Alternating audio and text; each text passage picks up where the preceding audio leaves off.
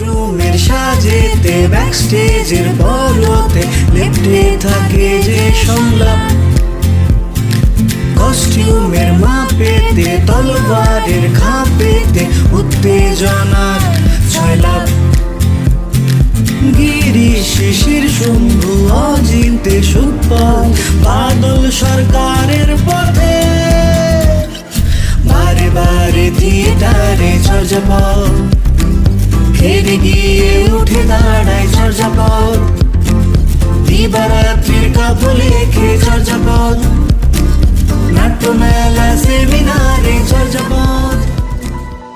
নমস্কার, রয়েছেন আপনার প্রিয় নাট্যদল আসানসোল চর্যাপদের আন্তর্জাল নাট্যালোচনার প্রথম পর্যায়ের পঞ্চম পর্বে। বিষয় লকডাউন ও তার পরবর্তী সময়ের থিয়েটার। আর এই বিষয় নিয়ে কথা বলার জন্য আমাদের সঙ্গে রয়েছেন আজকে দোবানি বাজার নাট্যসেনা নাট্যদলের কর্ণধার শ্রী প্রদীপ সাধু মহাশয়। প্রদীপ দা অদ্ভুত একজন মানুষ। তিনি যেমন ভালো পরিচালক, যেমন ভালো অভিনেতা, তার পাশাপাশি প্রদীপদার কাছ থেকে যেটা শেখা যায় কিভাবে একটি সংগঠনকে নির্মাণ করতে হয়। আমি এই কারণে অদ্ভুত বললাম, কারণ আজকের সময় দাঁড়িয়ে থিয়েটারে মানুষজনের আসার সংখ্যা কমে গেছে। সেখানে প্রদীপদার নাট্য দলে এক ঝাঁক তরুণ ছেলে মেয়ে নিয়মিত কাজ করছে। তাদের শৃঙ্খলা, তাদের উন্মাদনা, তাদের সংগঠনের প্রতি ভালোবাসা দেখে আমি বরাবর চমকিত হই, আপ্লুত হই, বারবার করে শিখি।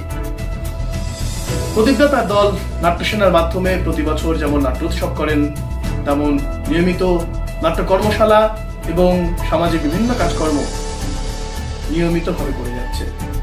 1982 সালে প্রদীপদার নাট্য জীবন শুরু 11ই জ্যৈষ্ঠ আসামি হাজির এই নাটকের মাধ্যমে। তখন তিনি ছিলেন এই নাটকের একজন অভিনেতা, কিন্তু তার পরবর্তীতে 1987 সালে শেষ বিচার এই নাটকের মাধ্যমে তার পরিচালক জীবনের শুরু। তারপর থেকে বহু নাটকে পরিচালনা করেছেন, যার মধ্যে অন্যতম কালবা পরশু, টান, সদ্গতি, চোখে আঙুল দাদা, পাকে বিপাকে, আজকের লড়াই, দাঁড়াও সম্মুখে, তবু শপথ ইত্যাদি নাটক। তার এইসব নাটকের সাথে একটি নাটকের নাম অবশ্যই অত্যন্ত গুরুত্বপূর্ণ, তা হলো মহাভারতের যুদ্ধ। এই নাটক যদিও প্রদীপদার পরিচালিত নয়, কিন্তু প্রদীপদার এই সংগঠনের নাটক সারা বাংলা জুড়ে কিভাবে খ্যাতি লাভ করেছে, দীর্ঘদিন ধরে খ্যাতির চূড়ায় রয়েছে, আমরা সবাই জানি। পেয়েছেন বহু নাট্য সম্মান, মানুষের ভালোবাসা শ্রী প্রদীপ সাধু। ফলত প্রদীপদা কি বলছেন, কি ভাবছেন তার সংগঠন নিয়ে, ভবিষ্যতে কি হতে পারে বাংলা থিয়েটারের অবস্থা, কি করা উচিত এই সময়, কতটা আশাবাদী শ্রী প্রদীপ সাধু, শুনে নেব তাহলে। উর্জা সিমসিম। নমস্কার, আমি প্রদীপ সাধু, দোমোহনী বাজার নাট্যসেনার একজন নাট্যকার। বন্ধুদল আসানসোল চর্যাপদের উদ্যোগে লকডাউন এবং এরপর থিয়েটার এই বিষয়ে নাট্য বিষয়ের আলোচনায় আসানসোল চর্যাপদ একজন বক্তা হিসাবে আমাকে নির্বাচিত করেছেন। আমি কৃতজ্ঞ এবং তাদের ধন্যবাদ জ্ঞাপন করছি। আমাকে যোগ্য মনে করেছিল, কিন্তু সত্যি কথা বলতে কি, প্রথম কথা, যে কোনো বিষয়ে, থিয়েটারে যে কোনো বিষয়ে আমি না বলতে পারি না, কারণ আমি সুবক্তা নই। এই বিষয়ে বলা আমার কাছে খুবই কঠিন এবং দুরূহ। কয়েকদিন আগেই চর্যাপদের পক্ষ থেকে সায়ন্তী আমাকে ফোন করে জানাই এবং আমি হ্যাঁ বলি। তারপরে প্রতিদিন তারা ফোন করে সায়ন্তী ফোন করেছে, দাদা পাঠান, ভিডিওটা পাঠান। সত্যি কথা বলতে কি, আমি এই বিষয়ে কি বলবো না বলবো আমি দ্বন্দ্বে থাকি, এবং ঠিক ডেলি আজ আর কাল করে আমি পাঠ করি এবং আমি ক্ষমা চেয়ে নিয়েছি। এই বিষয়ে স্ট্যানিস্লাভিস্কির একটি কথা আমার মনে পড়ে যে কোনো নাট্য সমালোচক, সে অসাধারণ একজন নাট্য সমালোচক, একটি নাটককে অসাধারণ যুক্তি দিয়ে মানুষের মধ্যে বিশ্লেষণ করেন, মুগ্ধ করে তোলেন। আবার সেই নাট্য সমালোচককে যখন কোনো নাটকে অভিনয় করতে দেওয়া হয়, হয়তো সে নাও করতে পারে, ব্যর্থ হতে পারে। আবার একজন অভিনেতা খুব ভালো অভিনয় করেন, অথচ কোনো বিষয়ে বক্তৃতা দিতে গেলে হয়তো সে সেটাতে ব্যর্থ হতে পারে। আমি দুটোই না ভালো নাট্য সমালোচক, না ভালো অভিনেতা। শুধু চোখ দিয়ে ভালো থিয়েটার দেখি এবং একটু ভালো থিয়েটার করার চেষ্টা করি, এইটুকু। লকডাউন এবং এরপরে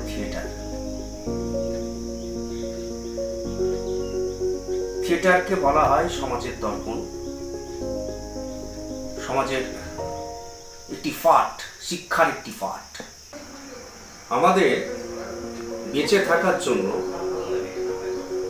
নিত্য প্রয়োজনীয় যেসব জিনিস দরকার, খাদ্য, জল, পানীয়, স্বাস্থ্য এবং শিক্ষা, আমরা দেখেছি এই লকডাউন পরিস্থিতিতে রেশনের দোকানে দীর্ঘ লাইন, টাকার জন্য ব্যাংকে লাইন, জলের জন্য কলের জলে লাইন, হাসপাতালে দীর্ঘ মানুষের ভিড় চিকিৎসা করানোর জন্য। এবং সেই সাথে দেখেছি মদের দোকানে দীর্ঘ লাইন। কিন্তু এখনো পর্যন্ত মানুষের যে বেসিক শিক্ষা, তার এডুকেশন, তার স্কুল, সে বিষয়ে কোনো আলোচনা নেই এবং সেটা কবে আবার নর্মাল স্বাভাবিক শুরু হবে আমরা কিন্তু এখনো কেউ জানি না। এ নিয়ে কোনো দিক নির্দেশ নেই। তো যেখানে মূল বেসিক শিক্ষায় এখনো কোনো দিক নির্দেশ নেই, সেখানে থিয়েটার তার পরের ব্যাপার। সেই থিয়েটারের বর্তমানে কবে আবার সেই মঞ্চ, সেই দর্শক, সেই হল ভর্তি দর্শক, হাততালি, অসাধারণ অভিনয়, অসাধারণ সব নাটক, জানি না কবে হবে। কারণ এখনো পর্যন্ত ভাইরাসটির কোনো প্রতিষেধক বা কোনো ওষুধ বেরোয়নি। সবটাই ধোঁয়াশার মধ্যে। তাহলে থিয়েটার কবে হবে? এবং পেশাদারী থিয়েটার, যারা এই থিয়েটারকে পেশা হিসেবে নিয়ে রেখেছেন বা আগামী দিনে এটাকে পেশা হিসেবে নেবেন, তাদের ভবিষ্যৎ কি? দেখুন, আমার মনে হয় হতাশার কোনো জায়গা নেই। অন্ধকার থেকে আলো আসবে। থিয়েটার তার প্রয়োজনে পথনাটক, মঞ্চ নাটক, বেডরুম থিয়েটার, বিভিন্ন থিয়েটারের নাম দিয়ে বিভিন্নভাবে থিয়েটারটা তার মাধ্যম পাল্টেছে, কিন্তু থিয়েটার হয়ে গেছে। হয়তো এই অন্ধকারের মধ্যে আমরা থিয়েটারের আরেকটি মাধ্যম পাবো, আরেকটি পথ পাবো। সেই পথ আমরা হয়তো হাতড়ে বেড়াচ্ছি, আমরা খুঁজে বেড়াচ্ছি। হয়তো এই পরিস্থিতি আমাদের থিয়েটারে একটি নতুন দিক আমাদেরকে নির্দেশ করবে। কারণ যে কোনো অন্ধকারের পর, রাতের পর দিন আসে। এই পরিস্থিতির পর আবার দিন আসবে, আবার থিয়েটার তার নিজের জায়গায় যাবে। তাহলে এখন আমাদের অভিনেতাদের কাজ কি? যারা আমরা থিয়েটার নিয়ে থাকি, তাদের কাজ কি? আমার মনে হয় নিজেকে সমৃদ্ধ করা, নিজেকে আরো শক্তিশালী করা। আমার শরীর, আমার উচ্চারণ, আমার কণ্ঠ, আমার অভিনয়ের ভঙ্গিমা, আমার মাইন্ড, সমস্ত কিছুকে আরো নিজেকে খোঁজা, নিজেকে জানা, নিজেকে আরো উন্নত এবং আরো শক্তিশালী করা। এটাই মনে হয় আমাদের এখন এই মুহূর্তে, এই অন্ধকার মুহূর্তে কাজ। যেদিন আলো জ্বলবে সেদিন আবার নতুন রূপে, নতুন গন্ধে আরো শক্তিশালী হয়ে আমরা এগিয়ে যাব। থিয়েটার আরো শক্তিশালী হবে, থিয়েটার আরেকটি পথ খুঁজে পাবে। এই আশা রেখে আমি আমার মতামত জানাবো। প্রদীপদা বললেন যে প্রদীপদা নাকি ভালো বক্তা না। আপনারা তো পুরোটা শুনলেন, সত্যি কি মনে হলো প্রদীপদা ভালো বক্তা নন? আমার তো তা কখনোই মনে হয় না। অত্যন্ত গুছিয়ে প্রদীপদা তার বক্তব্য আমাদের সামনে তুলে ধরলেন। সত্যি বারবার করে প্রদীপদার কাছ থেকে আমরা শিখি। প্রদীপদার মতো মানুষেরা আমাদেরকে পথ দেখান। প্রদীপদার নাট্যদলের বেশ কিছু জন পেশাগতভাবে থিয়েটারকে বাঁচার চেষ্টা করছে। তাদের সবার জন্য রইল অনেক অনেক শুভেচ্ছা।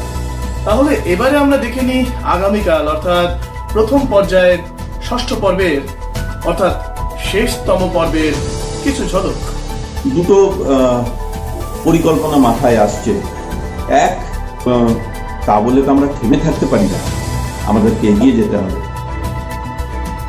আরেকটা পরিকল্পনা হচ্ছে যে আমরা যেভাবে প্রেক্ষাগৃহে থিয়েটার করতাম, নাটক করতাম। আজ তবে এইটুকু থাক, বাকি কথা আগামীকাল শোনা হবে।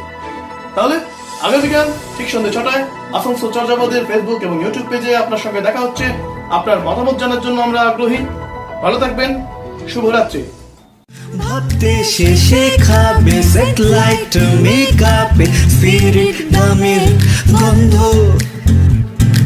কমেডি ট্র্যাজেডি হ্যামাশিয়ায় নাটকীয় দ্বন্দ্ব, তৃপ্তি বিনোদিনী তারা সুন্দরী কে আসো ভাদের পথে, হাত বাড়ালে বন্ধু তোমার চর্যাপদ, ইচ্ছে ডানায় স্বপ্ন পাড়ি চর্যাপদ, কষ্ট চেপে হাসতে জানে চর্যাপদ, নৃত্যনাট্য মঞ্চ নাটক চর্যাপদ।